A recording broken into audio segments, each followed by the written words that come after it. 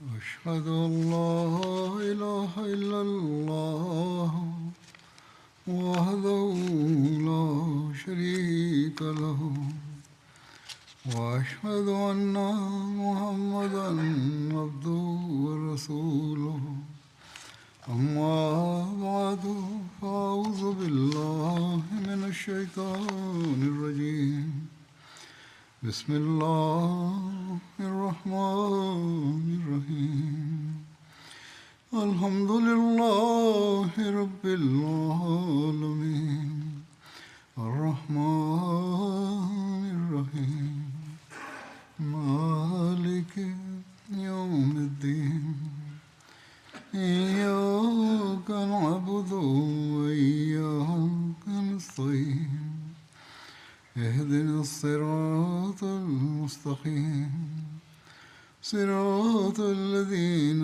أنعمت عليهم غير المغضوب عليهم ولا الضالين. ഇന്നലെ ഫെബ്രുവരി 20 ഈ ദിവസം ജമാഅത്തുൽ മുസ്ലിമോദിനെ സംബന്ധിച്ച പ്രവചനത്തിന്റെ പേരിലാണ് അറിയപ്പെടുന്നത്. ഈ ദിവസം അതല്ലെങ്കിൽ അതുമായി ബന്ധപ്പെട്ട് തൊട്ടടുത്ത ഈ ദിവസങ്ങളിൽ ജമാഅത്തുകളിൽ മുസ്ലിമോദ് പ്രവചനത്തെപ്പറ്റി യോഗങ്ങളും സംഘടിപ്പിക്കാറുണ്ട്.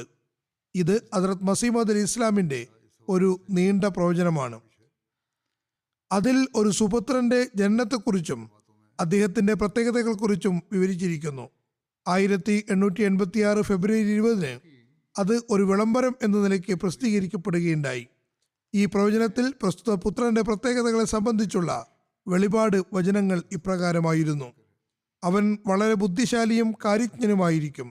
മാത്രമല്ല ആത്മീയവും ഭൗതികവുമായ വിജ്ഞാനങ്ങളാൽ അവൻ നിറയ്ക്കപ്പെടുന്നതാണ്. അള്ളാഹു ഇതനുസരിച്ച് ഹദ്റത്ത് മസീഹ് മൗഊദ് അലൈഹി ഇസ്ലാമിന് ഒരു പുത്രനെ നൽകി. ആ പുത്രൻ ഈ സവിശേഷതകളുള്ള ആളായിരുന്നു. അദ്ദേഹത്തിന്റെ പേര് ബഷീറുദ്ദീൻ മഹ്മൂദ് അഹമ്മദ് എന്നാണ്. അദ്ദേഹത്തെ മുസ്ലിം മൗദ് എന്നും പറയുന്നു. ജമാഅത്ത് ചരിത്രത്തെപ്പറ്റി അറിയുന്ന ഏതൊരു കുട്ടിക്കും ഈ പ്രവചനത്തെക്കുറിച്ചും നല്ലപോലെ അറിയാവുന്നതാണ്. എല്ലാ സ്ഥലത്തും ഇത് സംബന്ധിച്ച് യോഗങ്ങൾ സംഘടിപ്പിക്കുന്നു. ഈ സുപുത്രൻ ആത്മീയവും ഭൗതികവുമായ വിജ്ഞാനങ്ങളാൽ നിറയ്ക്കപ്പെടുന്നതാണ് എന്ന പ്രവചനത്തിലെ വാചകങ്ങൾ പോലെ അള്ളാഹു താൻ തന്നെ അദ്ദേഹത്തിന്റെ ബുദ്ധിശക്തിയെ പ്രദീപ്തമാക്കുകയും വിജ്ഞാനങ്ങൾ കൊണ്ട് നിറയ്ക്കുകയും ചെയ്തു. ഭൗതികമായി അദ്ദേഹം ഏറെക്കുറെ പ്രൈമറി വരെ മാത്രമേ പഠിച്ചിട്ടുണ്ടായിരുന്നുള്ളൂ. മറിച്ച് അതുപോലുമില്ലായിരുന്നു. സ്കൂളിൽ പോയിരുന്നുവെങ്കിലും പരീക്ഷകളിൽ ഹദ്റത്ത് മുസ്ലിം മൗഊദ് സ്വയം എഴുതിയതുപോലെ ഒരിക്കലും പാസ്സായിരുന്നില്ല. ഭൗതിക വിഷയങ്ങളിലൊക്കെ വളരെ പിന്നിലായിരുന്നു. എന്നാൽ അള്ളാഹു അദ്ദേഹം മുഖേന വൈജ്ഞാനികവും ദീനീപരവും സംവിധാനപരവുമായ കാര്യങ്ങൾ ചെയ്യിപ്പിച്ചപ്പോൾ വലിയ വിദ്യാഭ്യാസമുള്ള ആളുകൾ പോലും അദ്ദേഹത്തിന് മുന്നിൽ പഠിതാക്കളെപ്പോലെ ശിശുക്കളെപ്പോലെ ആയി മാറി. അദ്ദേഹത്തിന്റെ 52 വർഷക്കാല ഖിലാഫത്ത് അതിന്റെ വ്യക്തമായ തെളിവാണ്. ആ മഹാത്മാവ് ലോകത്തിലെ വിവിധ വിഷയങ്ങളിൽ നിരവധി പ്രഭാഷണങ്ങൾ ചെയ്യുകയും പ്രബന്ധങ്ങൾ രചിക്കുകയും ചെയ്തിട്ടുണ്ട്. അതിൽ മതപരവും ഖുർആനിക വിജ്ഞാനപരവുമായ കാര്യങ്ങൾ അപരിമേയമാണ്. ആ മഹാത്മാവ് ഭൗതിക വിഷയങ്ങളെക്കുറിച്ചും രാജ്യത്തിലെ രാഷ്ട്രീയത്തെയും അന്തർദേശീയ രാഷ്ട്രീയത്തെപ്പറ്റിയും പ്രഭാഷണങ്ങൾ ചെയ്യുകയും പ്രബന്ധങ്ങൾ രചിക്കുകയുമുണ്ടായി. ചരിത്രപരമായും അനിതര സാധാരണമായ നിലയിലുള്ള പ്രബന്ധങ്ങൾ എഴുതുകയും പ്രഭാഷണങ്ങൾ നടത്തുകയും ചെയ്തു. സാമ്പത്തിക വിഷയങ്ങളിൽ ലോകത്തിലെ വ്യത്യസ്ത സംവിധാനങ്ങളെക്കുറിച്ച്, സോഷ്യലിസം, കമ്മ്യൂണിസം, ക്യാപിറ്റലിസം എന്നിവയെ പറ്റിയെല്ലാം വിശകലനം നടത്തുകയും ഒരു പ്രഭാഷണം നടത്തുകയുമുണ്ടായി. പിന്നീട് അത് പുസ്തക രൂപത്തിലും പ്രസിദ്ധീകരിച്ചിട്ടുണ്ട്. അത് ജമാഅത്തിന്റെ സാഹിത്യങ്ങളിലുണ്ട്. എത്രമാത്രമെന്നാൽ സൈനിക വിഷയങ്ങളെക്കുറിച്ചും ശാസ്ത്രീയ വൈജ്ഞാനിക വിഷയങ്ങളെപ്പറ്റിയും അദ്ദേഹം നൽകിയ വിജ്ഞാനങ്ങൾ തീർച്ചയായും മനുഷ്യ മസ്തിഷ്കങ്ങളെ അന്ധാളിപ്പിക്കുന്നവയാണ്. നിരവധി പ്രഭാഷണങ്ങൾ ആ മഹാത്മാവ് അന്യരുടെ മുന്നിലാണ് നിർവഹിച്ചത്. അവർക്ക് അതിൻ്റെ ഗഹനതയെയും അഭൗമികമായ വിജ്ഞാനത്തെയും സംബന്ധിച്ച് ശ്ലാഘിക്കാതിരിക്കാൻ കഴിഞ്ഞില്ല. ഈ പ്രഭാഷണങ്ങളും ഈ പ്രബന്ധങ്ങളും ആയിരക്കണക്കിന് പേജുള്ളവയാണ്. ചെറിയ സമയത്തിനുള്ളിൽ അവ വിശദീകരിക്കാൻ മാത്രമല്ല അവയെ പരിചയപ്പെടുത്താൻ പോലും കഴിയില്ല. ഉദാഹരണമായി ഞാൻ ഏതാനും കാര്യങ്ങൾ പറയാം. അത് ഒരു പരിചയപ്പെടുത്തൽ മാത്രമാണ്. ഇസ്ലാമിലെ സാമ്പത്തിക വ്യവസ്ഥിതി, നവലോക ക്രമം, ഇസ്ലാമിൽ ഭിന്നിപ്പിന് തുടക്കം തുടങ്ങിയ വിഷയങ്ങൾ ജമാഅത്തിൽ അധികമായി ചർച്ച ചെയ്യപ്പെടുന്നവയാണ്. അതിൽ നിന്ന് മാറി മറ്റ് ചില വിഷയങ്ങൾ പൊതുവെ ജനങ്ങൾക്ക് മുന്നിൽ വരാത്തവയെ സംബന്ധിച്ചാണ് ഞാൻ പരിചയപ്പെടുത്താൻ ഉദ്ദേശിക്കുന്നത്. ആ മഹാത്മാവ് തുർക്കിയുടെ ഭാവിയും മുസ്ലിങ്ങളുടെ ഉത്തരവാദിത്വവും എന്ന പേരിൽ ഒരു അഭിപ്രായം നൽകിയിട്ടുണ്ടായിരുന്നു. അതിൽ വിശകലനം നടത്തിയിട്ടുണ്ടായിരുന്നു. ഇത് 1919 അതായത് അദ്ദേഹത്തിന്റെ ഖിലാഫത്തിന്റെ ആരംഭദശയിലുള്ള കാര്യമാണ്. അതിന്റെ രത്നചുരുക്കം അഥവാ അതിന്റെ പരിചയം ഇപ്രകാരമാണ്: സമുദായത്തിന്റെ ഐക്യത്തിൽ നിന്ന് എല്ലാ സമയത്തും പൂർണ്ണമായും പ്രയോജനം ഉൾക്കൊള്ളുന്നതിനു വേണ്ടി അദ്ദേഹം ഇത്തരം സന്ദർഭത്തിൽ, അതായത് തുർക്കി സർക്കാർ വളരെ അപകടകരമായ ഒരവസ്ഥയിലായപ്പോൾ വളരെ സുചിന്തിതമായ മാർഗദർശനം നൽകിക്കൊണ്ട് 1919 ഡിസംബർ 18 ഒരു പുസ്തകം രചിക്കുകയുണ്ടായി. വ്യത്യസ്ത ചിന്താഗതിയുള്ള മുസ്ലിങ്ങളുടെ ഐക്യത്തിനും ഒരുമയ്ക്കും വേണ്ടി അദ്ദേഹം നൽകിയ മാർഗനിർദ്ദേശം ഇപ്രകാരമായിരുന്നു. അവിടെ തുർക്കി സർക്കാരിന്റെ അവകാശ സംരക്ഷണത്തിനു വേണ്ടി ഒരു സമ്മേളനം നടന്നിരുന്നു. അദ്ദേഹം പറയുന്നു, എന്റെ വീക്ഷണത്തിൽ മുസ്ലിം എന്ന് പറയപ്പെടുന്ന ഒരു സർക്കാരിനെ മാറ്റി വ്യത്യസ്ത പ്രവിശ്യകൾക്ക് രൂപം നൽകുന്നത് വ്യത്യസ്ത മുസ്ലിം കക്ഷികൾ ആരും ഇഷ്ടപ്പെടാത്ത സംഗതിയാണ് എന്നതായിരിക്കണം സമ്മേളനത്തിന്റെ അടിസ്ഥാനം. ഇത് സംബന്ധിച്ചുള്ള ചിന്ത പോലും അസ്വസ്ഥതയുണ്ടാക്കുന്നു. അദ്ദേഹം പറഞ്ഞു, തുർക്കി സർക്കാരിനെയും ഇസ്ലാമിന്റെ കേന്ദ്രമായ ഹിജാസിനെയും സംബന്ധിച്ച് എന്റെ മാർഗദർശനം എന്തെന്നാൽ അറബികളുടെ ആത്മാഭിമാനം ഒരു സാമൂഹിക ആവേശ തള്ളിച്ചയിലാണ്. അവരുടെ സ്വാതന്ത്ര്യാഭിവാഞ്ച വിജൃംഭിതമായി കൊണ്ടിരിക്കുന്നു. 1300 വർഷങ്ങൾക്ക് ശേഷം ഇപ്പോഴാണ് അവർ തങ്ങളുടെ 4 മതിലുകൾക്കകത്ത് ഭരണാധിപന്മാരായിരിക്കുന്നത്. നല്ല സംവിധാനവും നീതിന്യായവും മുഖേന അവർ തങ്ങളുടെ അവകാശം സ്ഥാപിക്കുകയും ചെയ്തിരിക്കുന്നു. അതിനെ സംബന്ധിച്ച് എന്തെങ്കിലും പുതിയൊരു അഭിപ്രായം വിജയപ്രദമാവുകയോ ബുദ്ധിമാനായ ഒരാളും തന്നെ അത് സ്വീകരിക്കുന്നതോ അല്ല. തുർക്കിയുടെ അഭിവൃദ്ധിക്ക് വേണ്ടി ആ മഹാത്മാവ് ഇപ്രകാരം ഒരു അഭിപ്രായം നൽകുകയുണ്ടായി: കേവലം സമ്മേളനങ്ങൾ കൊണ്ടും പ്രഭാഷണങ്ങൾ കൊണ്ടും ഒന്നും നേടാനാകില്ല. അതല്ലെങ്കിൽ പൈസ സ്വരൂപിച്ച് വിളംബരങ്ങളും ട്രാക്കുകളും പ്രസിദ്ധീകരിച്ചതുകൊണ്ടും ഒന്നും നേടാനില്ല. മറിച്ച് ഒരു കൃത്യമായ പോരാട്ടം മുഖേന ലോകത്തിലെ എല്ലാ രാഷ്ട്രങ്ങളിലും ഇത് വൈജ്ഞാനിക കാലഘട്ടമാണ് എന്ന കാര്യം ബോധ്യപ്പെടുത്തണം. ഇത് വൈജ്ഞാനിക കാലഘട്ടമാകുന്നു. ജനങ്ങൾ ഓരോ കാര്യത്തിനും തെളിവന്വേഷിക്കുന്നു. അതുകൊണ്ട് ഈ പ്രയാസകരമായ കാര്യം നിറവേറ്റുന്നതിന് വേണ്ടി കൃത്യമായ സംവിധാനം ഉണ്ടായിരിക്കണം. പ്രയോജനരഹിതമായ ഒരു സംഗതിയും ബുദ്ധിയുള്ളവർ ചെയ്യുന്നതല്ല. ഈ കാര്യം തന്നെയാണ് ഇന്നും മുസ്ലിങ്ങൾക്ക് ചിന്തിക്കാനുള്ളത്. അന്ന് ഇത് തുർക്കി സർക്കാരിനെ സംബന്ധിച്ച് മാത്രമായിരുന്നു. ഇന്ന് നേരത്തേതിലും അധികമായി മുസ്ലിം ലോകവും അറബ് ലോകവും ഈ കാര്യം ശ്രദ്ധിക്കേണ്ടത് അനിവാര്യമാണ്. കേവലം മുദ്രാവാക്യങ്ങൾ മുഴക്കുന്നതുകൊണ്ടും മീറ്റിംഗുകൾ നടത്തുന്നതുകൊണ്ടും കാര്യമില്ല. കർമ്മപരമായ ചുവടുകൾ വെക്കേണ്ടിയിരിക്കുന്നു. തുർക്കികൾക്കും ഇസ്ലാമിനുമെതിരെയുള്ള വിദ്വേഷത്തിന്റെയും പക്ഷപാതത്തിന്റെയും കാരണം വിവരിച്ചുകൊണ്ട് അദ്ദേഹം പറയുന്നു, പൂർവ്വപിതാക്കൾ മുഖേന അവരുടെ ഹൃദയങ്ങളിൽ, അതായത് ഇസ്ലാം ശത്രുക്കളുടെ ഹൃദയങ്ങളിൽ ഇസ്ലാമിനെ സംബന്ധിച്ച് ഒരുപാട് ദുഷ്ചിന്തകൾ കുടിയിരുത്തപ്പെട്ടിട്ടുണ്ട്. അതുകൊണ്ട് തന്നെ അവർ ഇസ്ലാമിനെ ഒരു സാധാരണ മതമായി കണക്കാക്കുന്നില്ല. മറിച്ച് അത് മനുഷ്യത്വത്തിൽ നിന്നും അകറ്റി മൃഗങ്ങൾ, അതും വന്യജീവികളാക്കുന്ന അധ്യാപനമാണെന്ന് അവർ കരുതുന്നു. ഇസ്ലാം അല്ലാതെ മറ്റ് മതങ്ങളിൽ നിന്ന് അവർ ഓടി അകലുന്നില്ല. അതേസമയം ഇതിനെ അവർ വെറുപ്പോടുകൂടി കാണുന്നു. അവർ ഇസ്ലാമിനെ ഭയക്കുന്നു. അതായത് ഇസ്ലാം ശത്രുക്കൾ അതിന്റെ പുരോഗതിയെ നാഗരികതയുടെയും സാവധാനത്തിന്റെയും വഴിയിൽ തടസ്സമാണെന്ന് മാത്രമല്ല, അത് മനുഷ്യത്വത്തിന് വളരെ അപകടകരമാണെന്നും കരുതുന്നു. ഇന്നാണെങ്കിൽ ഇക്കാര്യത്തിൽ നേരത്തേതിലും അധികം ശക്തി ചെലുത്തുന്നു. എല്ലാ സ്ഥലത്തും എല്ലാ രാജ്യത്തും വലതുപക്ഷ ആളുകൾ അല്ലെങ്കിൽ മറ്റ് ആളുകൾ ഇസ്ലാമിനെതിരെ വലിയ നീക്കങ്ങളാണ് നടത്തിക്കൊണ്ടിരിക്കുന്നത്. മുസ്ലിങ്ങൾക്കെതിരെ അവർ നീങ്ങുന്നു. ഈ അവസ്ഥ മാറ്റിയെടുക്കുന്നതിന് വേണ്ടി ഉപദേശിച്ചുകൊണ്ട് ആ മഹാത്മാവ് പറയുന്നു, മുസ്ലിങ്ങൾ തങ്ങളുടെ തെറ്റിൽ നിന്ന് പശ്ചാത്തപിച്ചുകൊണ്ട് അള്ളാഹുവിലേക്ക് തിരികേണ്ടതാണ്. സ്വയം ഇസ്ലാമിനെ മനസ്സിലാക്കുകയും അതിന്റെ യാഥാർത്ഥ്യത്തെക്കുറിച്ച് ബോധവാന്മാരാവുകയും മറ്റുള്ളവരെ ബോധ്യപ്പെടുത്തുകയും വേണ്ടതാണ്. അങ്ങനെ മുസ്ലിങ്ങൾ ഇപ്പോൾ അനുഭവിച്ചു കൊണ്ടിരിക്കുന്ന അവിചാരിത പ്രയാസങ്ങളെ അകറ്റേണ്ടതാണ്. മതത്തിനു വേണ്ടി അവർ പ്രചാരണം നടത്തുന്നില്ലെങ്കിൽ, ദൈവിക കൽപ്പനകൾക്ക് വിധേയമായി അവർ ഈ അമൂല്യമായ അധ്യാപനത്തെ ലോകത്തിനു മുന്നിൽ സമർപ്പിക്കുന്നില്ലെങ്കിൽ, ഇനി തങ്ങളുടെ ജീവിതത്തിനു വേണ്ടിയെങ്കിലും പരിശ്രമിക്കുക. കർമ്മപരമായി അവർ ഇസ്ലാമിനെ എപ്പോഴാണ് സമർപ്പിച്ചിട്ടുള്ളത്? അതുകൊണ്ട് ജീവിച്ചിരിക്കണമെങ്കിൽ കുറച്ച് പരിശ്രമിച്ചേ പറ്റൂ. കുറച്ച് പരിശ്രമിക്കണം. കാരണം അവരുടെ ജീവിതവും ഇസ്ലാമിന്റെ പ്രചരണവും പരസ്പരം പൂരകമാകുന്നു. ഈ തത്വങ്ങൾ ഇന്നും മുസ്ലിങ്ങൾ സ്വായത്തമാക്കേണ്ടിയിരിക്കുന്നു.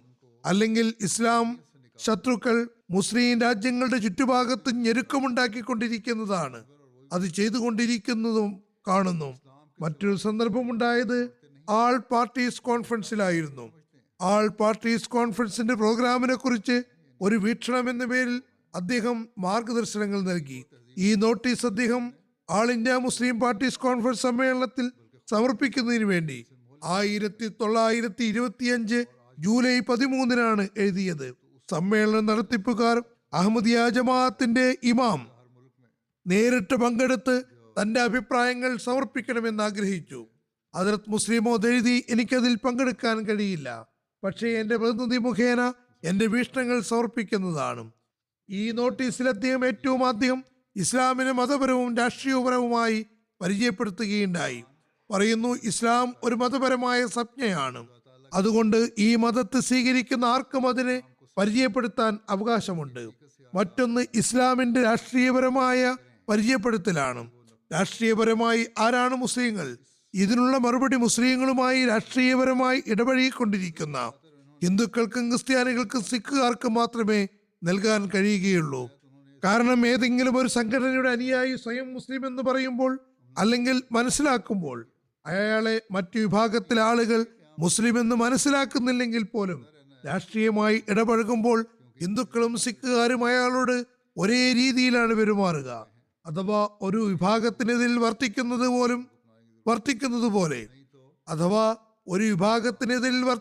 പോലെ തന്നെയാണ് മറ്റുള്ളവരോടും പെരുമാറുക.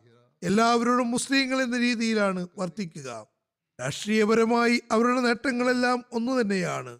മുസ്ലിങ്ങൾ ഈ കാര്യം മനസ്സിലാക്കുന്നില്ല. അപ്പോൾ മറ്റുള്ളവർ ഓരോരുത്തരായി ഇവരെ തിന്നുകൊണ്ടിരിക്കുകയാണ്. മുസ്ലിങ്ങൾക്ക് സംബന്ധിച്ച് ബോധം വരുന്നില്ല. ഇനി ബോധം വരുന്ന സമയത്ത് അതുകൊണ്ട് പ്രയോജനമുണ്ടാകുന്നതല്ല. ആയതിനാൽ ആ മഹാത്മാവ് എല്ലാ മുസ്ലിം സമുദായങ്ങൾക്കും മുന്നിൽ വിലപ്പെട്ട മാർഗനിർദ്ദേശങ്ങൾ സമർപ്പിച്ചു. രാഷ്ട്രീയ പ്രശ്നങ്ങളിൽ മുസ്ലിങ്ങൾ പൂർണ്ണമായി ഐക്യവും ബന്ധവും പ്രകടിപ്പിക്കേണ്ടതാണ്. കാരണം രാഷ്ട്രീയമായി നിങ്ങൾ ഏതെങ്കിലും ഒരു വിഭാഗത്തെ മാറ്റി നിർത്തുകയാണെങ്കിൽ അവർ പിന്നെ എങ്ങനെയാണ് മറ്റുള്ളവരിലേക്ക് തിരിയാതിരിക്കുക? അതിനുശേഷം ഇസ്ലാമിന്റെ പുരോഗതിക്കും പ്രചാരണത്തിനും അതിന്റെ രാഷ്ട്രീയപരമായ സ്ഥിരതയ്ക്കും വേണ്ടി ചില അഭിപ്രായങ്ങൾ സമർപ്പിച്ചു.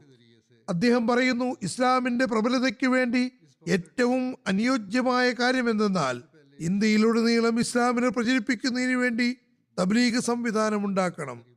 പ്രചാരണ സംഘങ്ങൾ പരസ്പരം ഐക്യത്തിനുള്ള മാർഗങ്ങൾ കണ്ടെത്തേണ്ടതാണ്. കാരണം തബ്ലീഗ് ഇസ്ലാമിന്റെ ജീവിതമാണ്. അതിനുവേണ്ടി സമ്പൂർണനായ ഒരു സംവിധാനം തയ്യാറാക്കേണ്ടത് അനിവാര്യമാകുന്നു. ഇപ്പോൾ അതിന്റെ കർമ്മപരമായ വൃത്തം ലോകം മുഴുവനും എത്തിയിരിക്കുന്നു.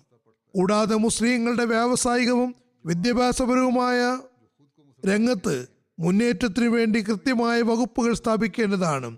ഓരോ വകുപ്പിനും ഒരു ലക്ഷ്യമുണ്ടായിരിക്കണം. വർഷാവസാനത്തിൽ ഈ ലക്ഷ്യം എത്രമാത്രം പൂർത്തിയായെന്ന് വിലയിരുത്തേണ്ടതാണ്. ഇപ്പോൾ ഇത് വലിയ വലിയ രാഷ്ട്രങ്ങളുടെ ഉത്തരവാദിത്തമാണ്, ഇസ്ലാമിൻ്റെതല്ല. മറിച്ച് ഈ സമയത്ത് എത്രയും വേഗം ഒരു കമ്മിറ്റി സ്ഥാപിക്കേണ്ടതുണ്ട്. അത് മറ്റ് മുസ്ലിങ്ങളെ സംബന്ധിച്ചും ഏതേതെല്ലാം ജീവിത ഘടകങ്ങളിലാണ് മുസ്ലിങ്ങളായ വിദഗ്ധന്മാരുടെ കുറവുള്ളത് എന്നും കണ്ടെത്തണം. പിന്നെ ഈ കമ്മിറ്റി അത് പൂർത്തിയാക്കുന്നതിന് ശ്രമിക്കുകയും വേണം. അതുപോലെ അദ്ദേഹം മുസ്ലിം ബാങ്കിന്റെ സ്ഥാപനം അനിവാര്യമാണെന്ന കാര്യത്തിലേക്ക് ശ്രദ്ധ തിരിച്ചുകൊണ്ട് പറയുന്നു, പലിശരഹിതമായ അവസ്ഥയാണെങ്കിൽ ഞങ്ങളുടെ ജമാഅത്ത് അതിൽ ഭാഗഭാക്കാകാൻ തയ്യാറാണ്. അദ്ദേഹം മുസ്ലിംമാരും മുസ്ലിം ചേംബർ ഓഫ് കൊമേഴ്സും സ്ഥാപിക്കുന്നതിന് ഉപദേശം നൽകുകയുണ്ടായി. മാത്രമല്ല, ക്രിമിനൽ കേസുകൾ ഒഴികെ മുസ്ലിങ്ങളുടെ മറ്റെല്ലാ വഴക്കുകളും കോടതികൾ കൊണ്ടുപോകുന്നതിന് പകരം പരസ്പരം കൂടിയാലോചിച്ച് തീർപ്പാക്കുന്ന പഞ്ചായത്ത് സംവിധാനം വാർത്തെടുക്കേണ്ടതും അനിവാര്യമാണെന്ന് അദ്ദേഹം പറയുന്നു. അമുസ്ലിം സർക്കാരുകളുള്ള സ്ഥലങ്ങളിൽ സമാധാനത്തിനു വേണ്ടി ഏറ്റവും അനിവാര്യമായ സംഗതി പരസ്പരം മതപരമായ കാര്യങ്ങളിൽ ഇടപെടാതിരിക്കുക എന്നതാണ്. ഉയർന്ന ആത്മവിശ്വാസത്തോടുകൂടി മറ്റുള്ളവരെ അവരുടെ വിശ്വാസമനുസരിച്ച് പ്രവർത്തിക്കാൻ അനുവദിക്കണം. സ്വയം തങ്ങളുടെ വിശ്വാസമനുസരിച്ച് പ്രവർത്തിക്കുകയും ചെയ്യുക. ആ മഹാത്മാവ് കച്ചവടത്തെയും വ്യവസായത്തെയും കുറിച്ച് പറയുന്നു. കച്ചവടം എന്ന വിഷയത്തിൽ മുസ്ലിങ്ങൾ ഏറ്റവും അധികം അശ്രദ്ധരാണ്. കച്ചവട സംബന്ധമായി ഹിന്ദുക്കളുടെ അടിമകളായി മാറിയിരിക്കുന്നു. ഇത് അക്കാലഘട്ടത്തിലെ കാര്യമാണ്. ഇപ്പോൾ നമുക്കിടയിൽ ലോകത്തിലെ വലിയ വലിയ ധനാഢ്യന്മാരുണ്ട്. അവർ കച്ചവടം ചെയ്യുന്നവരുമാണ്. പക്ഷെ അവർ വിവിധ മതക്കാരായ, അവർ ക്രിസ്ത്യാനികളോ യഹൂദികളോ ആരുമായിക്കൊള്ളട്ടെ, അവരുടെ അടിമകളായി തീർന്നിരിക്കുന്നു. ഞാൻ പറഞ്ഞു വന്നതുപോലെ ഈ സമയത്തും ഇതുതന്നെയാണ് കാണാൻ കഴിയുന്നത്. ഇപ്പോൾ ഇക്കാര്യത്തിൽ അവർ ലോകത്തിലെ ഭരണകൂടങ്ങളെയും കച്ചവടക്കാരെയും അടിമകളാക്കി മാറ്റിയിരിക്കുന്നു. ആയതിനാൽ മുസ്ലിം ഭരണകൂടങ്ങൾ ഇക്കാര്യം ശ്രദ്ധിക്കേണ്ടതാണ്. കച്ചവടത്തിലും വ്യവസായത്തിലും മുസ്ലിങ്ങളുടെ പുരോഗതിക്ക് വേണ്ടി പ്രത്യേകമായി ശ്രദ്ധ നൽകേണ്ടത് അനിവാര്യമാണ്. അവസാനത്തിൽ ഹദരത്ത് മുസ്ലിം മൗദ് മുസ്ലിങ്ങൾ പരസ്പരമുള്ള വഴക്കുകൾ അവസാനിപ്പിക്കേണ്ടതും പരസ്പരം ഐക്യവും അഖണ്ഡതയും അനിവാര്യമാണെന്നതിലേക്കും ശ്രദ്ധ ചെലുത്തിക്കൊണ്ട് പറയുന്നു. ഒരിക്കൽ കൂടി ഈ കാര്യത്തിലേക്ക് ശ്രദ്ധ ചെലുത്തിക്കൊണ്ട് ഞാൻ എൻ്റെ ഈ പ്രബന്ധം അവസാനിപ്പിക്കാം. ഞാൻ പറയുന്ന കാര്യം ശ്രദ്ധിക്കുന്നില്ലെങ്കിൽ എല്ലാ അധ്വാനങ്ങളും എല്ലാ ആസൂത്രണങ്ങളും നിഷ്ഫലമായി തീരുന്നതാണ്. നമ്മൾ പരസ്പരം കാഫിർ എന്ന് പറയുമ്പോഴും മറ്റുള്ളവരുടെ മുന്നിൽ നമ്മൾ മുസ്ലിങ്ങളാണ്. ഒരു ഭാഗത്തുണ്ടാകുന്ന നഷ്ടമാണ്. അതുകൊണ്ട് രാഷ്ട്രീയ രംഗത്ത് നമ്മുടെ മതപരമായ ഫത്വകൾ അവഗണിക്കേണ്ടതാണ്. കാരണം അതവരുടെ പ്രവർത്തന മണ്ഡലത്തിൽ നിന്നും പുറത്താകുന്നു. ഇസ്ലാം ഒരിക്കലും തന്നെ നിങ്ങളുടെ രാഷ്ട്രീയപരമായ ആവശ്യങ്ങൾക്ക് വേണ്ടി നിങ്ങൾ മുസ്ലിങ്ങൾ എന്ന് മനസ്സിലാക്കാത്തവരുമായി ചേർന്ന് പ്രവർത്തിക്കരുത് എന്ന് പറയുന്നില്ല. നബി സല്ലല്ലാഹു അലൈഹി വസല്ലം തിരുമേനി മുശ്രിക്കീങ്ങളെ എതിർക്കുന്നതിന് വേണ്ടി യഹൂദികളുമായി സന്ധി ചെയ്യാൻ തയ്യാറായിട്ടുണ്ടെങ്കിൽ മുസ്ലിങ്ങൾ എന്ന് പറയപ്പെടുന്ന വിഭാഗങ്ങൾ ഇസ്ലാമിന്റെ രാഷ്ട്രീയപരമായ മേന്മയ്ക്ക് വേണ്ടി, മറിച്ച് രാഷ്ട്രീയപരമായ സംരക്ഷണത്തിനു വേണ്ടി പരസ്പരം സഹകരിച്ച് പ്രവർത്തിക്കേണ്ടതല്ലേ?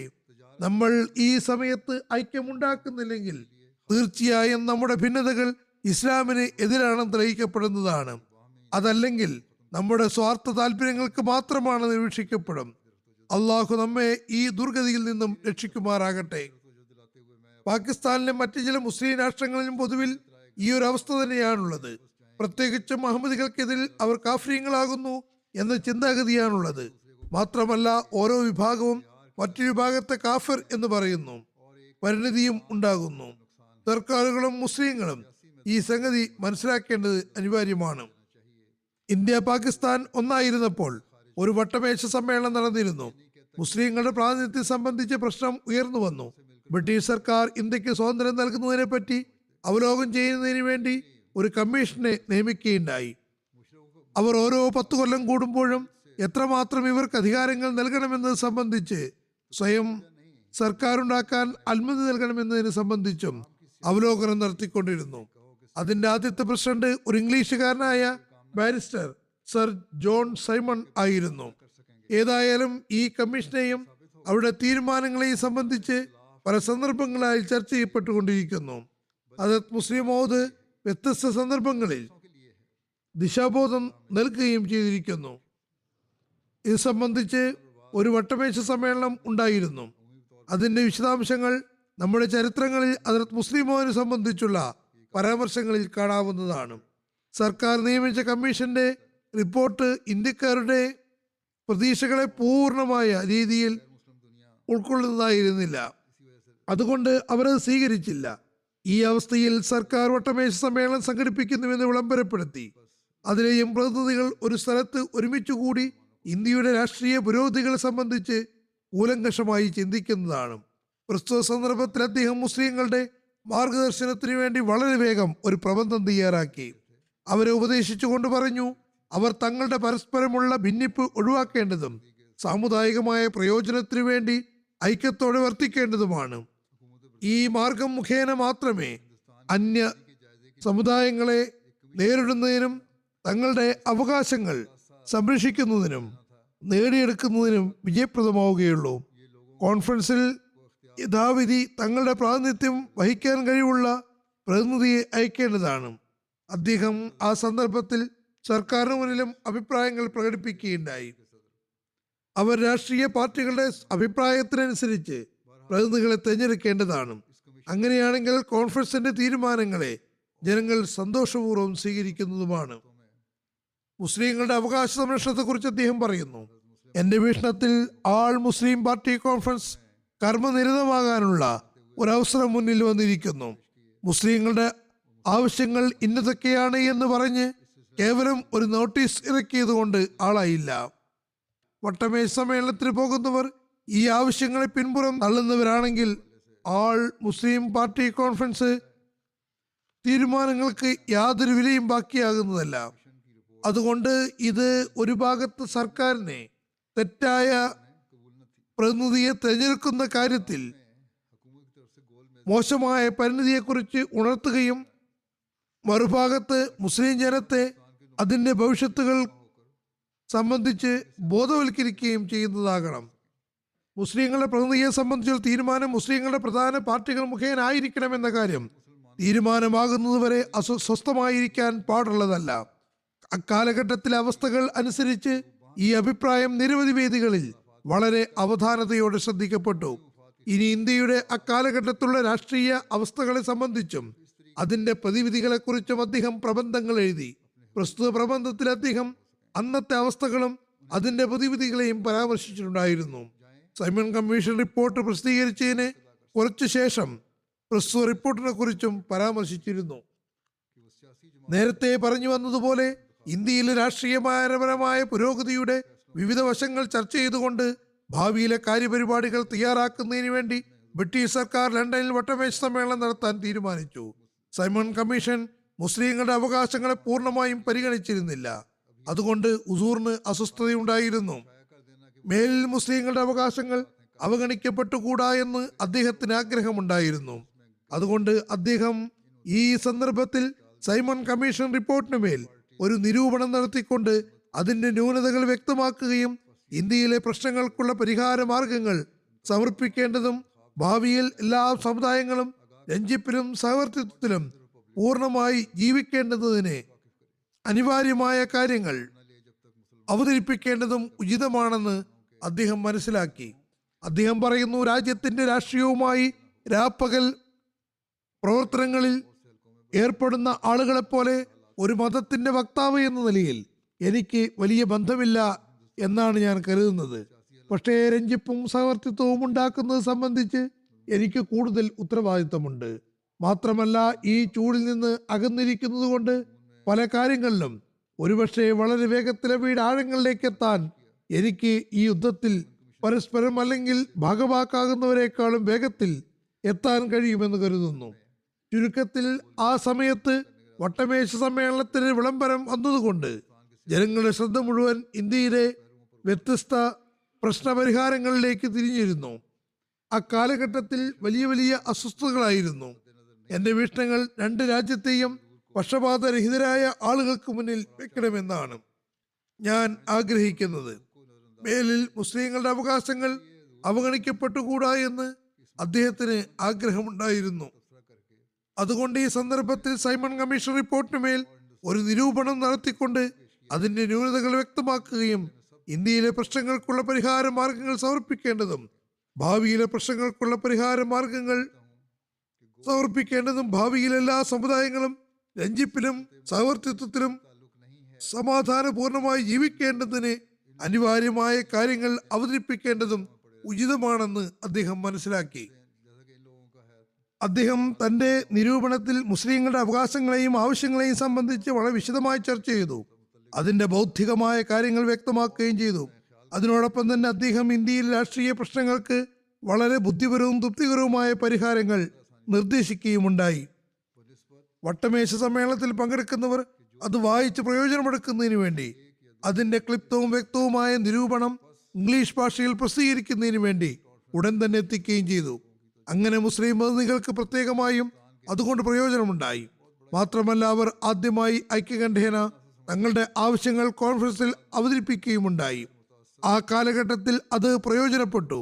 അത് ഇംഗ്ലണ്ടിലെ ചിന്താശീലരായ ആളുകളെ സ്വാധീനിച്ചു. അവർ ഇന്ത്യയിലെ മുസ്ലിങ്ങളുടെ പ്രത്യേക സ്ഥാനത്തെ അംഗീകരിച്ചുകൊണ്ട് അവരുടെ ആവശ്യങ്ങളുടെ ബൗദ്ധികവും പ്രയോജനപ്രദവുമായ കാര്യങ്ങളെ അംഗീകരിക്കാൻ നിർബന്ധിതരാവുകയും ചെയ്തു. അദ്ദേഹത്തിന്റെ ഗ്രന്ഥം ഇന്ത്യയിലെയും ഇംഗ്ലണ്ടിലെയും ജനങ്ങൾക്കിടയിൽ വളരെ സ്വീകരിക്കപ്പെടുകയും അത് വളരെ താല്പര്യപൂർവ്വം ശ്രദ്ധാപൂർവം വായിക്കപ്പെടുകയും ഉണ്ടായി. ചില ചിന്താശീലരായ രാഷ്ട്രീയക്കാരും എഴുത്തുകാരും വളരെ നല്ല രീതിയിൽ അദ്ദേഹത്തെ ശ്ലാഘിക്കുകയും ചെയ്തു. അഹമ്മദിയ ജമാഅത്തിൽ പലതവണ അത് ഉദ്ധരിക്കപ്പെട്ടിട്ടുണ്ട്. ഞാൻ പറഞ്ഞു വന്നതുപോലെ രണ്ടു കൂട്ടർക്കുമിടയിലും അത് സ്വീകരിക്കപ്പെടുകയും വളരെയേറെ ശ്രദ്ധിക്കപ്പെടുകയും ചെയ്തു. അതിന് ചില ഉദാഹരണങ്ങൾ സമർപ്പിക്കാം. യുപിയിലെ മുൻ ഗവർണറായ ലോർഡ് മെസ്റ്റൺ പറയുന്നു, താങ്കൾ എനിക്ക് അഹമ്മദിയ ജമാഅത്തിന്റെ നേതാവ് എഴുതിയ വളരെ ആകർഷകരമായ ഗ്രന്ഥം അയച്ചു തന്നതിൽ എനിക്ക് താങ്കളോട് നന്ദിയുണ്ട്. ഇത് അയച്ചു കൊടുത്ത ആൾക്കാണ് അദ്ദേഹം എഴുതുന്നത്. അദ്ദേഹത്തിന്റെ പല ഗ്രന്ഥങ്ങളും ഞാൻ താല്പര്യപൂർവ്വം വായിച്ചിട്ടുണ്ട്. ഇത് വായിക്കുന്നതും എന്നെ സംബന്ധിച്ചിടത്തോളം സന്തോഷവും പ്രയോജനപ്രദവുമായിരിക്കുമെന്ന് ഞാൻ കരുതുന്നു. പാർലമെന്റ് അംഗമായ ലഫ്റ്റനന്റ് കമാൻഡർ കേനോർഡി പറയുന്നു, ഇന്ത്യൻ രാഷ്ട്രീയ പ്രശ്നങ്ങൾക്കുള്ള പരിഹാരം എന്ന ഗ്രന്ഥം അയച്ചതിൽ എനിക്ക് താങ്കളോട് വളരെയേറെ കടപ്പാടുണ്ട്. ഞാനത് വളരെ താല്പര്യപൂർവ്വം വായിക്കുകയും ചെയ്തു. യുപിയിലെയും പഞ്ചാബിലെയും മുൻ ഗവർണർ സർ മാൽക്കം ഹീലെ ലണ്ടൻ ഇമാം മസ്ജിദിന് എഴുതിയ കത്തിൽ പറയുന്നു, അഹമ്മദിയ ജമാഅത്തിന്റെ ഇമാമിന്റെ ഗ്രന്ഥം താങ്കൾ എൻ്റെ പേരിൽ അയച്ചിരിക്കുന്നു എന്നതിൽ എനിക്ക് താങ്കളോട് വളരെയേറെ നന്ദിയുണ്ട്. ഞാൻ ജമാഅത്തിന്റെ അവസ്ഥകളെ സംബന്ധിച്ച് നല്ലപോലെ അറിവുള്ളവനാണ്. അതിൻ്റെ ഘടനയെ എനിക്ക് നല്ലപോലെ അറിയാം. വളരെ മൂല്യവത്തായി ഞാനതിനെ കണക്കാക്കുകയും ചെയ്യുന്നു. അവർ ഇന്ത്യയുടെ പ്രധാന പ്രശ്നങ്ങൾ പരിഹരിക്കുന്നതിന് വേണ്ടി പ്രവർത്തിക്കുന്നവരും ആകുന്നു. ഈ ഗ്രന്ഥം എനിക്ക് പ്രയോജനപ്പെടുമെന്ന് ഞാൻ ഉറച്ചു വിശ്വസിക്കുകയാണ്. ഞാനത് തീർച്ചയായും വളരെ താല്പര്യപൂർവ്വം വായിക്കുന്നതുമാണ്. സർ ഹോൺ ഓംലർ പറയുന്നു, ഈ ചെറിയ ഗ്രന്ഥം അയച്ചതിന് ഞാൻ താങ്കളോട് ഹൃദയപൂർവ്വം നന്ദി പ്രകാശിപ്പിച്ചുകൊള്ളുന്നു. ഇതിൽ ഇന്ത്യയിലെ പ്രശ്നങ്ങൾക്ക് പരിഹാരമായി അഹമ്മദിയ ജമാഅത്തിന്റെ നേതാവ് നൽകിയ നിർദ്ദേശങ്ങളാണ് ചേർത്തിട്ടുള്ളത്. സൈമൺ കമ്മീഷൻ അഭിപ്രായത്തെ സംബന്ധിച്ച് ഇത്രയും വിശദമായ ഈ ഒരു വിമർശനം മാത്രമാണ് എൻ്റെ ദൃഷ്ടിയിൽ വന്നിട്ടുള്ളൂ. ഞാൻ എതിരഭിപ്രായമുള്ള അതിൻ്റെ വിശദാംശങ്ങളെക്കുറിച്ചൊന്നും പറയുന്നില്ല. പക്ഷേ തൻ്റെ ജമാഅത്തിന് വീക്ഷണം പ്രകടിപ്പിക്കുന്ന കാര്യത്തിൽ വന്ദ്യരായ അഹമ്മദി ജമാഅത്തിന്റെ ഇമാം കാണിച്ച ബൗദ്ധികമായ ആത്മാർത്ഥതയും വിശദീകരണത്തെയും ഞാൻ ശ്ലാഘിക്കാൻ ആഗ്രഹിക്കുന്നു. ഹിസ് ഹോൾനെസ് ഹദരത്ത് മീർസ ബഷീർ മഹ്മൂദ് അഹമ്മദിന്റെ ഉന്നതമായ ചിന്താഗതികൾ എന്നെ വളരെയധികം സ്വാധീനിച്ചിരിക്കുന്നു. ഓണറബിൾ പീറ്റേഴ്സൺ CSI CIIE പറയുന്നു, ഇന്ത്യയുടെ രാഷ്ട്രീയ പ്രശ്നങ്ങൾക്കുള്ള പരിഹാരം എന്ന പുസ്തകം അയച്ചു തന്നതിൽ നന്ദിയുണ്ട്. എനിക്ക് ഇതുവരെയും അത് വായിച്ചു തീർക്കാനുള്ള സന്ദർഭം കിട്ടിയിട്ടില്ല. പക്ഷേ വായിച്ചിടത്തോളം ഞാൻ മനസ്സിലാക്കുന്നത് ഒരു താല്പര്യജനകവും മൂല്യവത്തുമായ പരിശ്രമമാകുന്നു. ഗ്രന്ഥം അയച്ചു കൊടുത്ത ആളോട് അദ്ദേഹം ഉടനെ കാണാമെന്നും എഴുതിയിട്ടുണ്ട്. അലിഗഡിലെ ഡോക്ടർ സിയാവുദ്ദീൻ സാഹിബ് MLA എഴുതുന്നു, ഞാൻ അദ്ദേഹത്തിന്റെ ഗ്രന്ഥം വളരെ താല്പര്യപൂർവ്വം വായിക്കുകയുണ്ടായി. അത് യൂറോപ്പിൽ വളരെയധികം പ്രചരിപ്പിക്കപ്പെടണമെന്നതാണ് എനിക്ക് താങ്കളോടുള്ള അപേക്ഷ. പാർലമെന്റിലെ ഓരോ മെമ്പർക്കും അതിന്റെ ഓരോരോ കോപ്പി തീർച്ചയായും അയക്കേണ്ടതാണ്. ബ്രിട്ടനിലെ ഓരോ പത്രത്തിന്റെയും എഡിറ്റർക്കും ഓരോരോ കോപ്പി അയച്ചു കൊടുക്കണം. ഈ ഗ്രന്ഥം ഇന്ത്യയെ അപേക്ഷിച്ച് ഇംഗ്ലണ്ടിൽ കൂടുതലായി പ്രചരിപ്പിക്കപ്പെടേണ്ടത് ആവശ്യമാണ്. അദ്ദേഹം ഇസ്ലാമിന്റെ ഒരു വലിയ സേവനമാണ് ചെയ്തിട്ടുള്ളത്. ഒരു അനഹമ്മദിയായ അദ്ദേഹം എഴുതുകയാണ്, ഇസ്ലാമിന്റെ വലിയൊരു സേവനമാണ് ചെയ്തിട്ടുള്ളത്. ഇദ്ദേഹം ഒരു അനഹമ്മദി മുസ്ലിമാകുന്നു. ഹാജി അബ്ദുള്ള ഹാറൂൺ സാഹിബ് MLA കറാച്ചി പറയുന്നു, എന്റെ വീക്ഷണത്തിൽ രാഷ്ട്രീയ രംഗത്ത് ഇന്ത്യയിൽ രചിക്കപ്പെട്ടിട്ടുള്ള പുസ്തകങ്ങളിൽ ഇന്ത്യയുടെ രാഷ്ട്രീയ പ്രശ്നങ്ങൾക്കുള്ള പരിഹാരം എന്ന ഈ പുസ്തകം ഏറ്റവും നല്ല ഗ്രന്ഥമാകുന്നു. അല്ലാമ ഡോക്ടർ സർ മുഹമ്മദ് ഇക്ബാൽ എഴുതുന്നു, ഈ നിരൂപണത്തിന്റെ ഏതാനും ഭാഗങ്ങൾ ഞാൻ വായിച്ചു നോക്കി. അത് വളരെ സമുചിതവും സമ്മിളിതവുമാണ്. ലാഹോറിലെ ഇൻഖിലാബ് പത്രം എഴുതുന്നു, ജനാബ് മീർസ സാഹിബ് ഈ നിരൂപണം മുഖേന മുസ്ലിങ്ങൾക്ക് വലിയ സേവനമാണ് ചെയ്തിട്ടുള്ളത്. വലിയ വലിയ ഇസ്ലാമിക സംഘടനകൾ ചെയ്യേണ്ട പ്രവർത്തനമാണ് മീർസ സാഹിബ് ചെയ്തു കാണിച്ചത്. ലാഹോറിലെ സിയാസത്ത് എന്ന പത്രം എഴുതുന്നു, മതപരമായ അഭിപ്രായ ഭിന്നതകൾ മാറ്റി നിർത്തി നോക്കിയാൽ ജനാബ് മിർസ ബഷീറുദ്ദീൻ മഹ്മൂദ് അഹമ്മദ് സാഹിബ് രചനാരംഗത്ത് ചെയ്തു വെച്ചിട്ടുള്ള സേവനങ്ങൾ അതിൻ്റെ വലിപ്പം കൊണ്ടും പ്രയോജനം കൊണ്ടും ഏറെ ശ്ലാഘനീയമാകുന്നു. രാഷ്ട്രീയ രംഗത്ത് തൻ്റെ ജമാഅത്തുകളെയും പൊതു മുസ്ലിങ്ങളുടെ തോളോട് ചേർന്ന് നീങ്ങുന്നതിന് അദ്ദേഹം ഏതൊരു അടിസ്ഥാനപരമായ കർമ്മമാണോ ആരംഭിച്ചിട്ടുള്ളത് അത് തൻ്റെ നേതൃത്വത്തിൽ വിജയപ്രദമാക്കിയിരിക്കുന്നു. അത് നീതിബോധമുള്ള മുസ്ലിങ്ങളുടെയും യാഥാർത്ഥ്യബോധമുള്ള വ്യക്തികളുടെയും അഭിനന്ദനത്തിന് അർഹമാണ്. അദ്ദേഹത്തിന്റെ രാഷ്ട്രീയപരമായ ഉൾക്കാഴ്ചയെ ഒരു കാലഘട്ടം അംഗീകരിച്ചതാണ്. പറയുന്നു, അദ്ദേഹത്തിന്റെ രാഷ്ട്രീയപരമായ ഉൾക്കാഴ്ച ഒരു കാലഘട്ടം തന്നെ അംഗീകരിച്ചിരിക്കുന്നു. നെഹ്റു റിപ്പോർട്ടിനെതിൽ മുസ്ലിങ്ങളെ ഒരുമിച്ച് കൂട്ടുന്നതിലും സൈമൺ കമ്മീഷന്റെ മുന്നിൽ മുസ്ലിങ്ങളുടെ നിലപാടുകൾ സമർപ്പിക്കുന്നതിലും വർത്തമാനകാല സമസ്തകളിൽ ഇസ്ലാമിന്റെ വീക്ഷണകോണുകൾ തെളിവ് സഹിതം സമർപ്പിക്കുന്നതിലും മുസ്ലിങ്ങളുടെ അവകാശങ്ങൾ സ്ഥാപിച്ച് എടുക്കുന്നതിലും ഗ്രന്ഥങ്ങൾ പ്രസിദ്ധീകരിച്ചുകൊണ്ട് അദ്ദേഹം വളരെ ശ്ലാഘനീയമായ പ്രവർത്തനമാണ് ചെയ്തു കാണിച്ചത്. ഇവിടെ ചർച്ച ചെയ്യപ്പെടുന്ന ഇംഗ്ലീഷ് ഭാഷയിൽ രചിക്കപ്പെട്ടിട്ടുള്ള സൈമൺ റിപ്പോർട്ടിന് മേലുള്ള അദ്ദേഹത്തിന്റെ നിരൂപണം എന്ന പുസ്തകം വായിക്കുമ്പോൾ അദ്ദേഹത്തിന്റെയും വിശാലമായ അറിവിനെ സംബന്ധിച്ച് നമുക്ക് അനുമാനിക്കാൻ കഴിയും. അദ്ദേഹം തന്റെ ശൈലി സരളവും മറ്റുള്ളവരെ അംഗീകരിപ്പിക്കുന്നതും അദ്ദേഹത്തിന്റെ ഭാഷയിൽ വളരെ ആകർഷണീയവുമായിരുന്നു. ഇങ്ങനെ ഒരുപാട് നിരൂപണങ്ങളുണ്ട്. പിന്നെ ലോകത്തിന്റെ ഇന്നത്തെ അസ്വസ്ഥതയ്ക്കുള്ള ഇസ്ലാമിക പരിഹാരങ്ങൾ സമർപ്പിച്ചിട്ടുണ്ടായിരുന്നു. അത് സംബന്ധിച്ചും അദ്ദേഹം എഴുതിയിട്ടുണ്ട്. ആഗോള സമാധാനത്തെ സംബന്ധിച്ചുള്ള പ്രസംഗങ്ങളും ഉപദേശങ്ങളുമുണ്ട്. ഞാനത് ചുരുക്കി വിവരിക്കാം. ആഗോള സമാധാനത്തെ മുൻനിർത്തിക്കൊണ്ട് 1946 ഒക്ടോബർ 9 വളരെ വൈജ്ഞാനികപരമായ ഒരു പ്രഭാഷണം വൈകിട്ട് 5 മുതൽ ഡൽഹിയിലെ ഹാർട്ട് പാർക്ക് റോഡിലെ വിശാലമായ മൈതാനത്ത് നിർവഹിക്കപ്പെടുകയുണ്ടായി. ഈ പ്രഭാഷണം ശ്രവിക്കുന്നതിന് വേണ്ടി നൂറുകണക്കിന് അഹമ്മദികളും അമുസ്ലിങ്ങളുമായ ഉന്നത വ്യക്തിത്വങ്ങൾ വന്നിട്ടുണ്ടായിരുന്നു. അവർ വളരെ ശ്രദ്ധാപൂർവം അവധാനതയോടുകൂടി അദ്ദേഹത്തിന്റെ പ്രഭാഷണം ശ്രവിച്ചു. 1961 ഏപ്രിൽ 15 ഇത് അൽഫദലിൽ പ്രസിദ്ധീകരിച്ചിട്ടുണ്ട്. ഈ പ്രഭാഷണത്തെ സംബന്ധിച്ച് ഡൽഹിയിലെ തേജ് എന്ന പത്രം 1946 ഒക്ടോബർ 14 ലക്കത്തിൽ ഇങ്ങനെ എഴുതി: അഹമ്മദിയ നേതാവ് ഹസരത്ത് മിർസ ബഷീറുദ്ദീൻ മഹ്മൂദ് അഹമ്മദ് പ്രഭാഷണത്തിൽ പറഞ്ഞു, സമാധാനത്തിന്റെയും ശാന്തിയുടെയും വിഷയം ചിരപുരാതനമാകുന്നു. മനുഷ്യപ്രകൃതിയുമായി അതിന് വളരെ ആഴത്തുള്ള ബന്ധമുണ്ട്. അത് സ്ഥാപിക്കുകയാണ് ലക്ഷ്യമെങ്കിൽ അതിനുവേണ്ടി ശത്രുതയുടെയും വെറുപ്പിന്റെയും വികാരങ്ങളെ ഇല്ലാതാക്കേണ്ടതായി വരും. ഈ വിഷയം രാഷ്ട്രീയപരമല്ല, മറിച്ച് ധാർമ്മികമാകുന്നു. നമ്മൾ ദൈവത്വത്തെ സംബന്ധിച്ച് ബോധവാന്മാരാവുകയും ഭക്ഷണത്തോടുള്ള സ്നേഹവും അത്യാർത്തിയും മറ്റും ഉപേക്ഷിക്കുകയും ചെയ്യുമ്പോഴാണ് നമുക്കുള്ളിൽ വെറുപ്പിനും അത്യാർത്തിക്കും പകരം സാഹോദര്യത്തിന്റെയും സ്നേഹത്തിന്റെയും വികാരങ്ങൾ ഉണ്ടാവുകയുള്ളൂ. മതലോകത്തിലെ ഭിന്നതകൾ അവസാനിപ്പിക്കണമെങ്കിൽ നമ്മൾ പരസ്പരമുള്ള വികാരങ്ങളെ മാനിക്കാൻ പഠിക്കേണ്ടതാണ്. നമ്മുടെ ഉള്ളിൽ സഹനശക്തി ഉണ്ടാക്കണം. മതപരമായ കാര്യങ്ങളിൽ സഹനം കൈക്കൊള്ളുന്നത് പോലെ ഭൗതികമായ കാര്യങ്ങളിലും അതിന് അത്രത്തോളം തന്നെ പ്രസക്തിയുണ്ട്. മുസ്ലിങ്ങളുടെയും ഹിന്ദുക്കളുടെയും ഘട്ടത്തിലും ഇത് ധാരാളമാണ്. ക്രിസ്ത്യാനികളുമായുള്ള പ്രശ്നവും ഇത് തന്നെയാണ്. പറയുന്നു, നമുക്ക് സമുദായത്തിന്റെയും വർണ്ണത്തിന്റെയും വഴക്കുകൾ ഇല്ലാതാക്കി ആഗോള സാഹോദര്യത്തിന് വികാരങ്ങൾ ഉണ്ടാക്കാൻ ശ്രമിക്കണം. ഇതാണ് ഈ വിഷയത്തിന്റെ എത്തിച്ചുരുക്കം.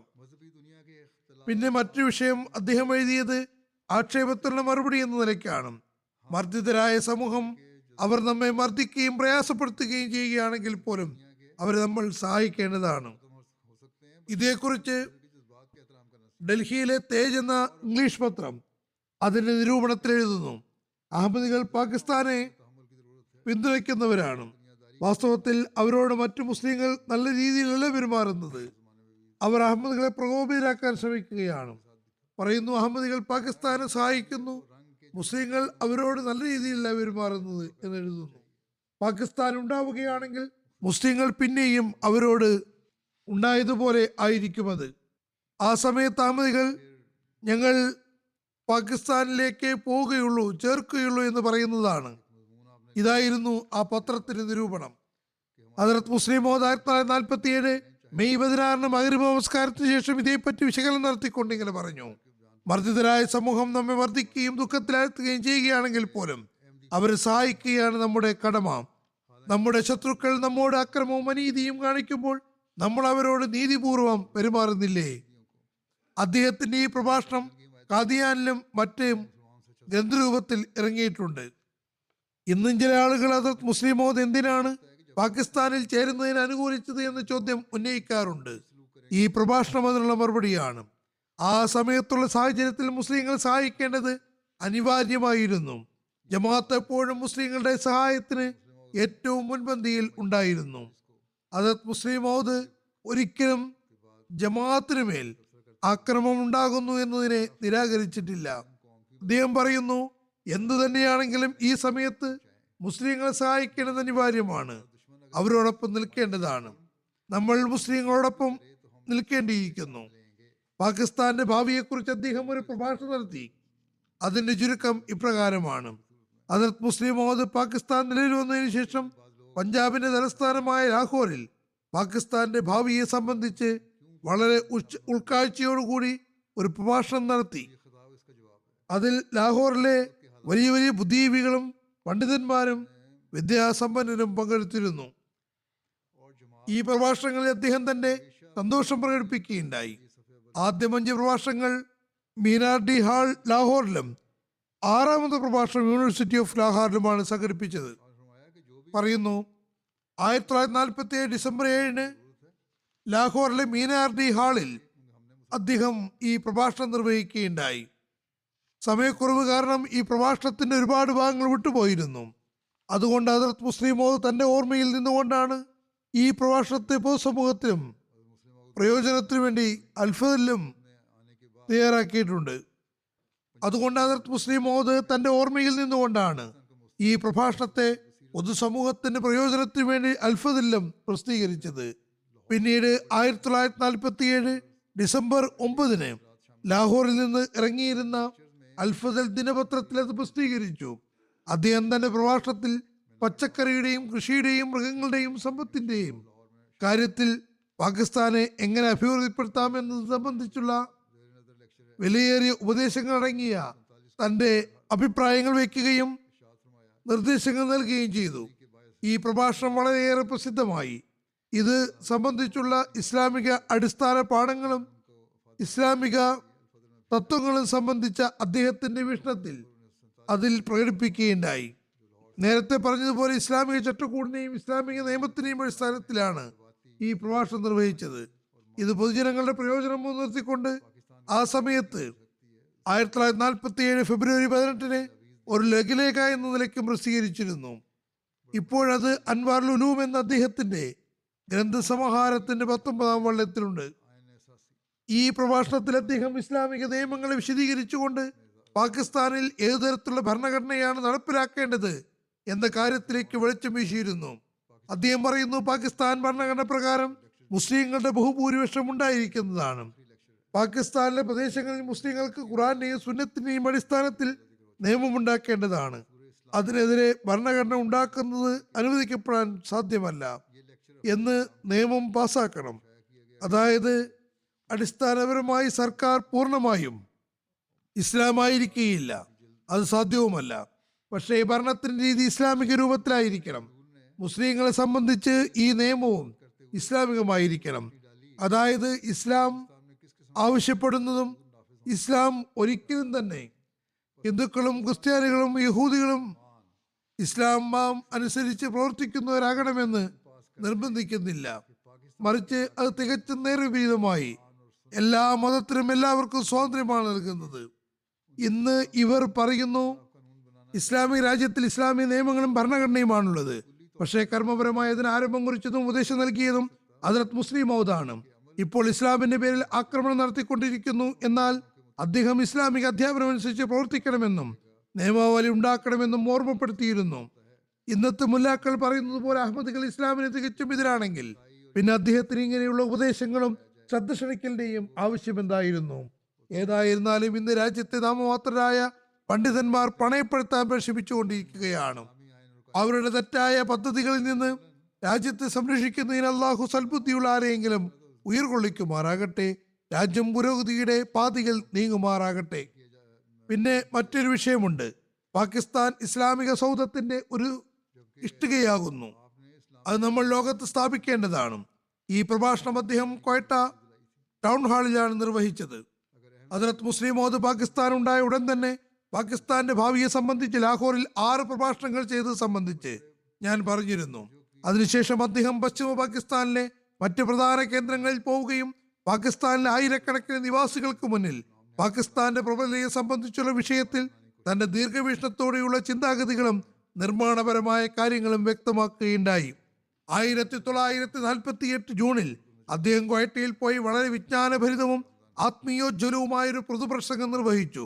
അതിൽ പാകിസ്ഥാൻ അഭിമുഖീകരിക്കുന്ന പ്രധാന രാഷ്ട്രീയ പ്രശ്നങ്ങളിൽ പാകിസ്ഥാൻ നിവാസികൾക്ക് മാർഗദർശനം നൽകിക്കൊണ്ട് വളരെ വിശദമായി തങ്ങളുടെ വാക്കും സാമൂഹികമായ ഉത്തരവാദിത്തങ്ങളും നിർവഹിക്കേണ്ടതിലേക്ക് ശ്രദ്ധ ക്ഷണിച്ചു.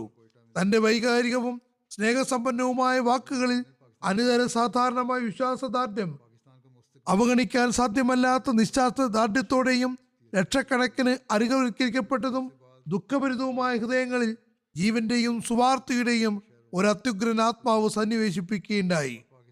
ഈ പ്രഭാഷണം 1948 ജൂലൈ 4 ക്വട്ട ടൗൺ ഹാളിൽ പാകിസ്ഥാനും അതിന്റെ ഭാവിയും എന്ന വിഷയത്തിലാണ് നിർവഹിക്കപ്പെട്ടത്.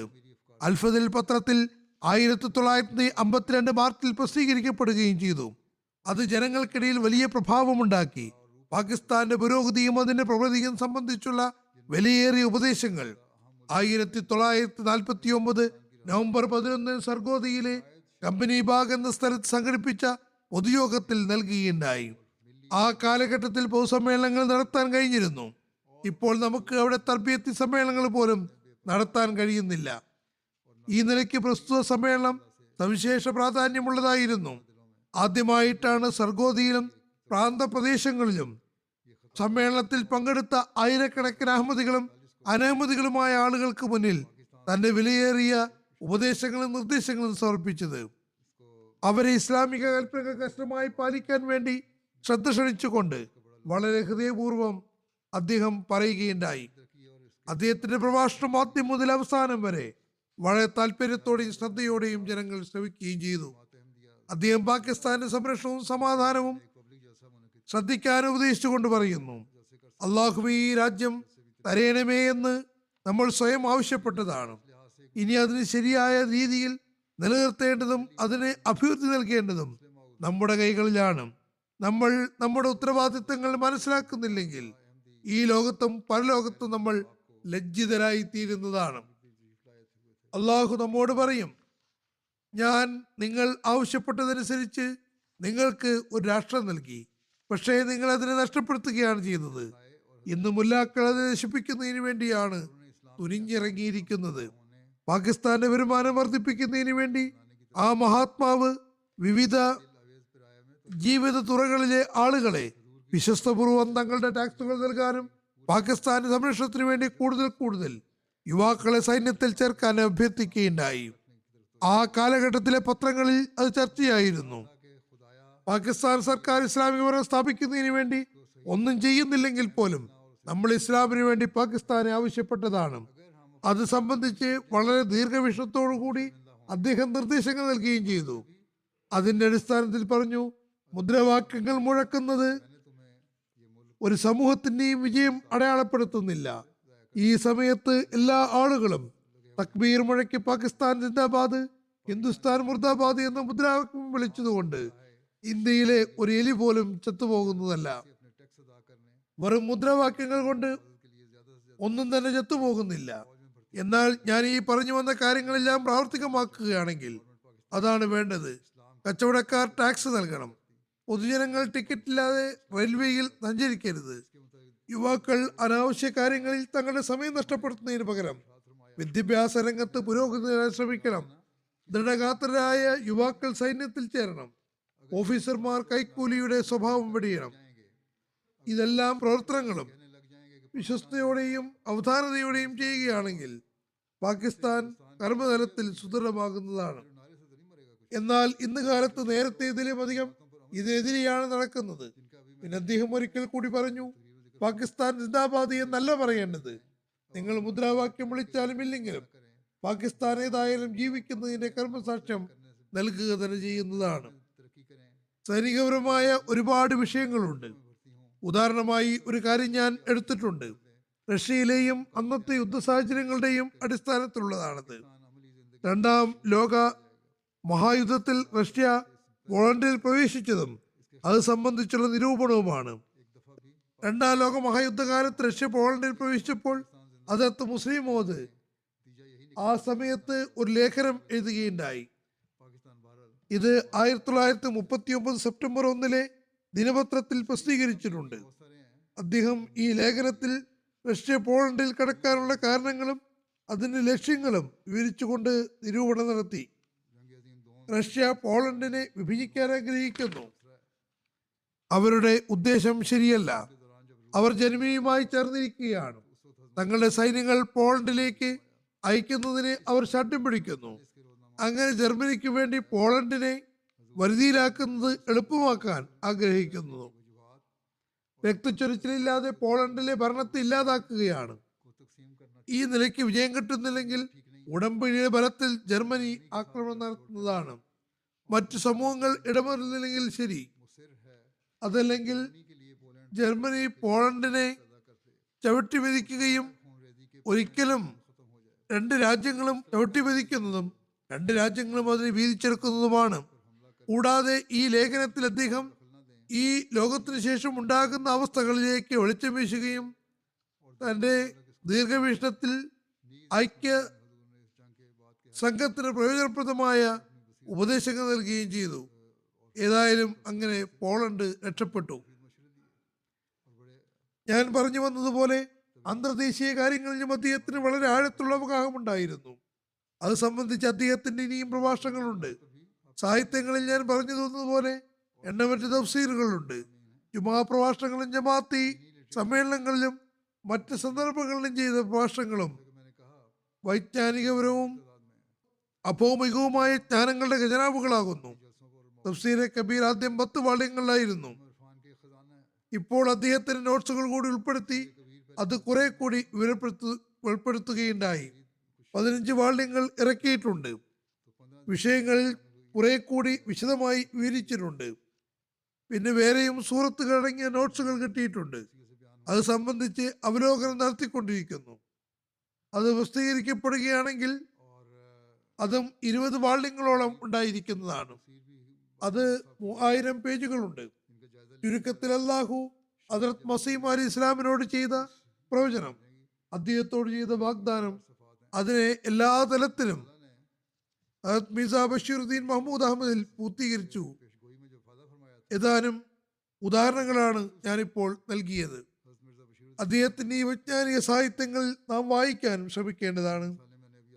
അതിലെ ഒരുപാട് കാര്യങ്ങൾ ഇന്നത്തെ സാഹചര്യങ്ങളിലും സാർത്ഥകമാണ്. തീർച്ചയായും നമ്മൾ അതിൽ നിന്നും പ്രയോജനമെടുക്കേണ്ടതാണ്. അതിന് അല്ലാഹു തൗഫീക്ക് നൽകുമാറാകട്ടെ.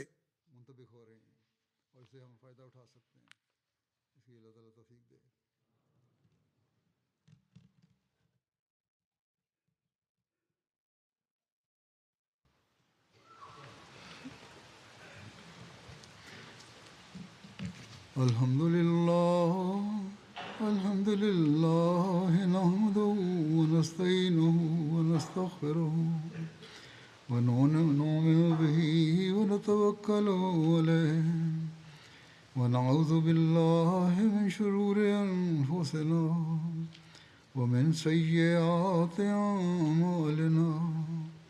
Man yahdihillahu fala mudilla lahu ومن يضلل فلا هادي له ونشهد أن لا إله إلا الله ونشهد أن محمدا عبده ورسوله.